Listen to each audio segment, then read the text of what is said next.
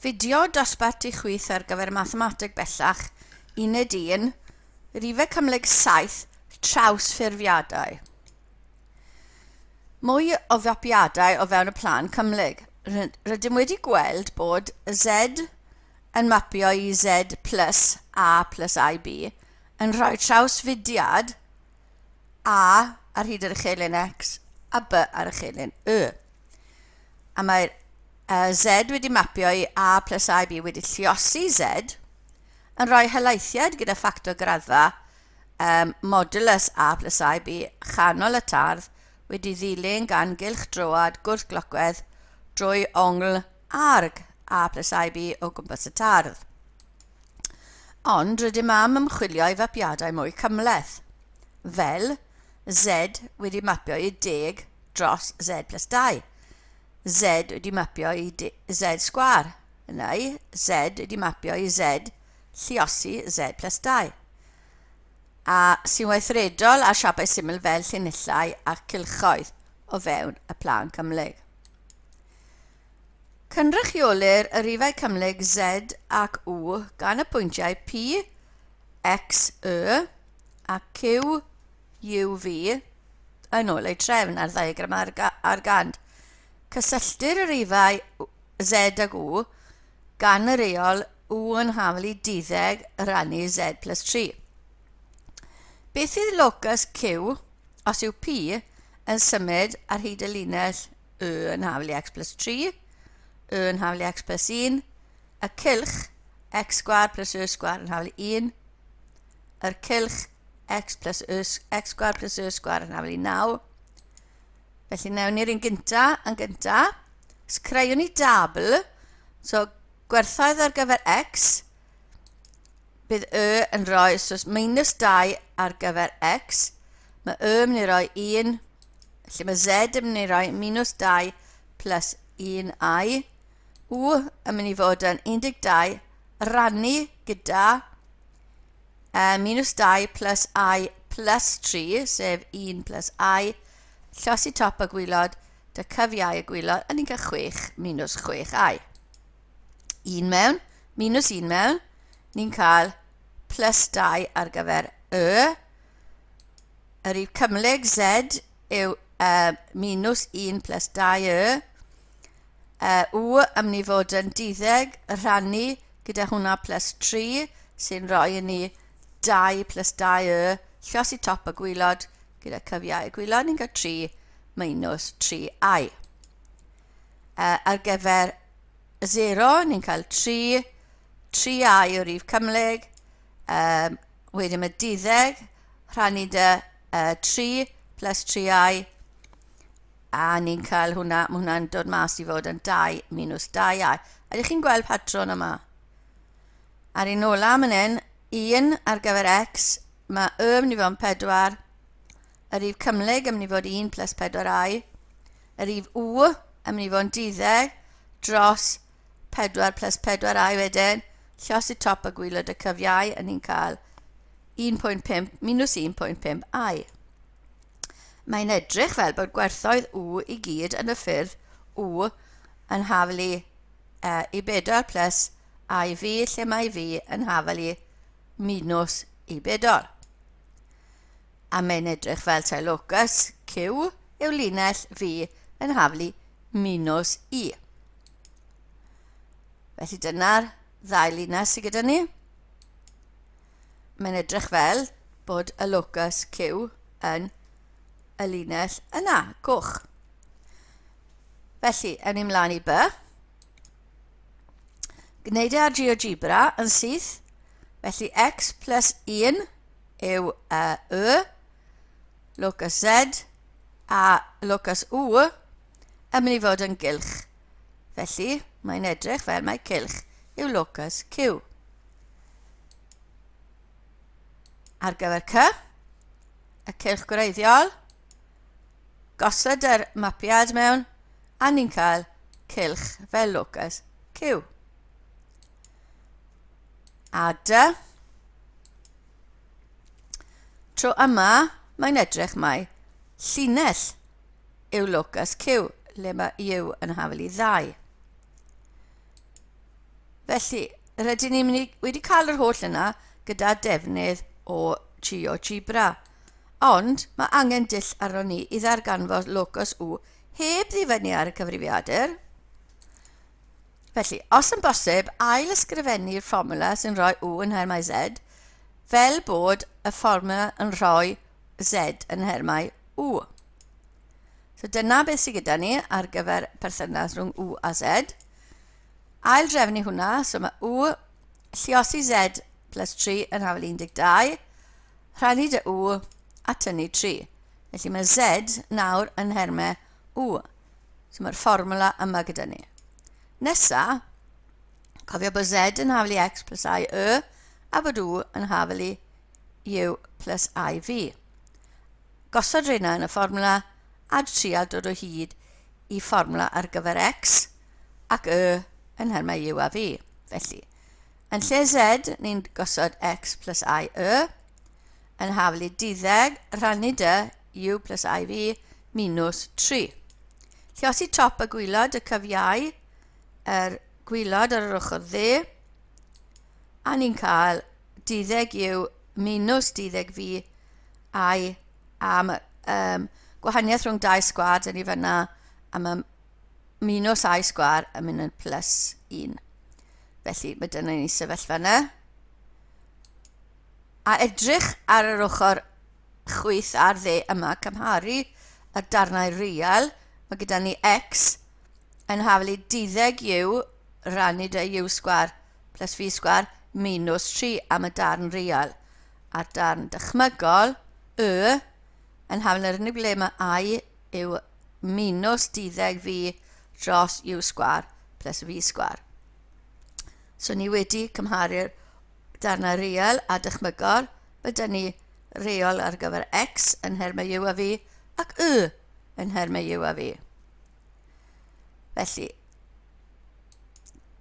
defnyddio hafaliad locus P nawr, so cwestiwn A, oedd y yn hafel i x plus 3. So ni wedi cael y ddau berthynas x ac y yn hafel i u ac a v. Felly, yn lle y, ni'n mi osod minus 12 v tros u sgwar plus v sgwar. Yn lle x, ni'n mi roi 12 u dros u sgwar plus v sgwar minus 3, a mae plus 3 dyn ni. Felly, mae'r 3 yn canslo. Mae y ddau uwchben u sgwar plus v sgwar, so mae minus 12 v yn hafel i 12 u, rhannu 12, felly a minus, so felly mae v yn hafel i minus u, a na beth oedd gyda ni ar y GeoGebra. Yr ail un, B. Locus y yn hafel i x plus 1. Felly gosod y ac x mewn yn ei llefydd briodol. Mae gyda ni minus 2 ar y dde. Lluosi popeth gyda u sgwar plus v sgwar. Felly minus 12 v yn hafel i minus plus 12 u minus 2 u sgwar plus v sgwar. Lluosi mas a rannu dy... So mae minus 2 u sgwar minus 2 v sgwar yn gallu mynd i'r ochr chwith. Rannu fe gyd gyda 2 hefyd, so mae u sgwar plus v sgwar. Rannu hwnna dy 2 minus, minus 6v. Mynd â hwnna draw a rannu dy 2 minus 6 u. Cwblhau'r sgwar i gael y hafaliad cylch. So u minus 3 di sgwario minus hwnna di sgwario yn 9. A v minus 3 wedi sgwario yma minus yr un ola minus 9. Felly mae cylch dyn ni fyna yn hafel 18. So cylch canol 3, 3 y radiws ail isradd 18 sy'n 3 ail isradd 2. C. So mae gyda ni gylch i ddechrau. Gosod x mewn sgwario, gosod y mewn sgwario, hafel 1. Sgwario'r bracet cynta. So 144 u sgwar dros v sgwar plus u sgwar plus v sgwar i gyd wedi sgwario. Minus 2 waith y canol, so minus 72 u dros u sgwar plus v sgwar. Sgwario'r ola plus 9. Sgwario hwnna yn 144 v sgwar dros u sgwar plus v sgwar yn haflu 1. Felly, tacluso. So mae hwnna a hwnna yn rhoi 144 dros u sgwar plus v sgwar i gyd i sgwario, a u sgwar plus v sgwar. Ohonyn nhw, term canol, a mae un yn dod draw i roi 8 ar y diwedd. Felly, ni'n gallu gweld bod un o'r brackets u sgwar plus v sgwar yn gallu canslo ar y term cynta. Lluosi popeth arall gyda u sgwar plus v sgwar a rhannu dy 8. Felly ni'n cael 18 minus 9 i bedol plus 1 wedyn ni wedi lluosi u sgwar plus v sgwar. Cwblhau'r sgwar, felly mae u minus 4.5 wedi sgwario, minus hwnna wedi sgwario yn 20.25 plus v sgwar plus 18. Felly, mynd ar termau heb llythyren draw'r ochr arall, a ni'n cael u minus 4.5 wedi sgwario plus v sgwar yn haflu 2.25. Felly, cylch canol 4.5 a 0 a radiws ail isradd. Hwnna sy'n 1.5. Wel, tro yma, o am i chi i drio gweithio hwn mas, daliwch y fideo a trio dod o hyd i locus yma ar gyfer Q. Roedd GeoGebra yn awgrymu y linell i bedol yn haflu 2. Felly hwnna i chi i'w gwblhau. Ni ymlaen i'r un nesaf. Cynrychiolir y rifau cymhlyg Z ag W gan y pwyntiau P a Q yn olau trefn ar ddiagram ar gand. Cysylltir y rifau Z ac W gan y reol W yn haflu Z sgwar. Beth fydd locus Q os yw P yn symud ar hyd y linell Y yn haflu X plus 5? A ni fel arfer yn ailsgrifennu fformula i roi W yn hermau Z fel bod yr fformula yn rhoi Z yn hermau W, ail drefnu fe. A cofiwch bod Z yn haflu X plus I Y a W yn haflu U plus I V. Felly, ond, yn y sefyllfa yma, bydd yn strategaeth ni ddim yn gweithio o achos, so ail drefnu'r fformula, a ni'n cael Z yn haflu plus neu minus, cofiwch, ail isradd W. A nid oes ffurf rwydd i ddod o hyd i'r fformula yn gysylltu U a V. Felly, tro yma, dechrau gyda reol ar gyfer W yn hermau Z a'i ddefnyddio i ysgrifennu U a V yn hermau X a G yn y gerdd ffordd arall rownd. So felly mae W yn haflu Z sgwar yn golygu bod U plus IV yn haflu X plus I Y wedi sgwario. A lluosi mas yr ochr dde, so X sgwar plus, minus, plus 2 waith y canol, plus I sgwar Y sgwar, a mae I sgwar am minus 1. Felly mae gyda ni sefyllfa yna. Felly o dan real yn golygu bod U yn haflu X sgwar minus Y sgwar a bod V yn haflu'r darn dychmygol sef 2XY. Nawr, defnyddio'r canlyniad yma yn ogystal â'r hafaliad ar gyfer locus P i ddidwytho locus Q. Felly, mae gyda ni yr hafaliad gwreiddiol plus y darn real. Felly, cyfuno'r ein, mae U yn mynd i fod yn X sgwar plus minus X minus 5 wedi sgwario ar gyfer Y.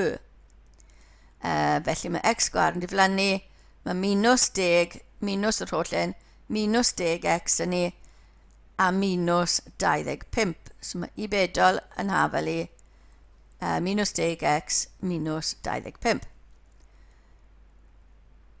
a gallwn ni aildrefnu hwnna i gael x yn hafel i u plus 25 rhannu 'da minus 10. Cymeryd y ddwy arall, felly'r llinell gwreiddiol a'r darn dychmygol. A yn lle ni'n gosod x plus 5. Felly, fi yn haflu 2, a ni'n gwybod beth yw x nawr. So, x yn haflu plus 25 bron i dy minus 10. A'r un peth yn y braced arall, plus 5 ar y diwedd. Cyfuno'r ffracsiwn olau, y braced olau yn, i fod dros minus 10, felly mae minus 50 dyn ni, plus 25 yn rhoi minus 25 dyn ni. Nawr, chi'n gweld mae gwahaniaeth rhwng dwy sgwar gyda ni ar y top fyna. So mae 10 lluos i 10 yn 100, minus lluos i minus yn plus, rannu dy 2 1 dros 50. Top u sgwar minus 25 wedi sgwario, gwahaniaeth rhwng dwy sgwar fyna, felly ni'n cael y sefyllfa yna. A locus Q yw'r parabola 1 dros 50 u sgwar minus 625. So pwrpas rein yw aildrefnu nes bod chi'n cael hafaliad mewn ond u a v.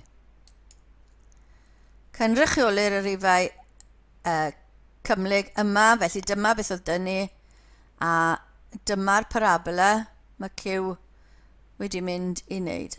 Felly, dyna'r llinell oedd dyn ni ddechrau, x plus 5.